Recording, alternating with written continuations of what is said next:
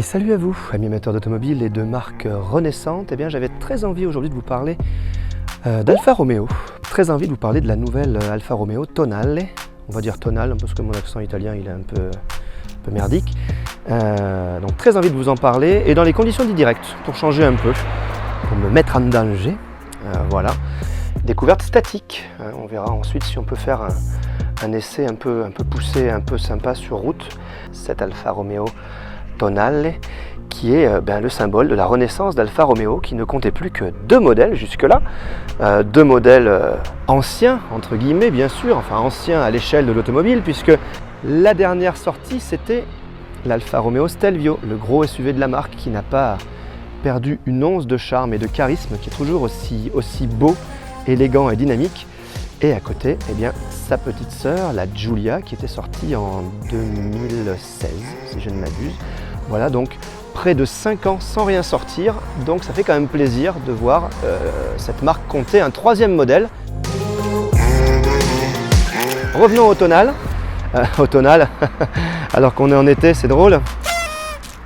Voilà, ça c'est fait. Donc revenons au Tonale, qui s'il est complètement inédit, partage ses dessous, non pas avec un modèle du groupe Stellantis auquel Alfa Romeo appartient maintenant.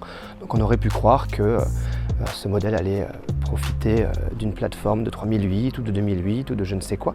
Eh bien pas du tout. Ce Tonale partage les dessous de la Jeep Compass que voici, qui lui-même utilisait une plateforme, si je ne m'abuse, une plateforme rallongée du Jeep Renegade qui se trouve ici. Donc voilà, donc du coup on est en famille ici, avec un modèle qui symbolise vraiment l'Amérique, avec sa gueule très carrée, sa calandre identifiable entre 1000 bien sûr. Bon, là on a des angles partout, il y a des passages de roues qui sont limite rectangulaires, enfin de se dire que cette voiture très américaine a donné naissance à la nouvelle Alfa Romeo, je trouve ça assez rigolo parce qu'on est vraiment dans deux univers différents. Et ça, je trouve que c'est vraiment très réjouissant. J'espère que quand les futures Alpha qui partageront cette fois-ci les plateformes du groupe Stellantis, eh bien, elles ne se ressembleront pas toutes et ne partageront pas trop d'éléments en commun, parce que c'est quand même ça qui rend les véhicules actuels parfois trop voisins. Voilà. Sur les premières photos, je le trouvais pas foufou, je le trouvais un peu pâteau, un peu plat, notamment sur les flancs, alors qu'un Stelvio est extrêmement galbé, a des lignes vraiment très sensuelles.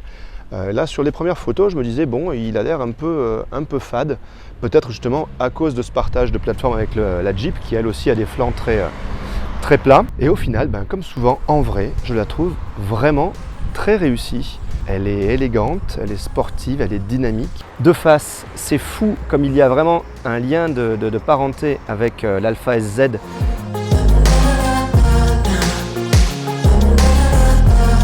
Le 3/4 arrière, je trouve, est la partie la plus réussie de la voiture avec la face avant. Mais en tout cas, voilà, c'est une Alfa et il est sûr que dans le trafic, on ne pourra la confondre avec aucune autre, ce qui est vraiment bien agréable par les temps qui courent, car beaucoup de voitures se ressemblent et là, ce n'est pas le cas.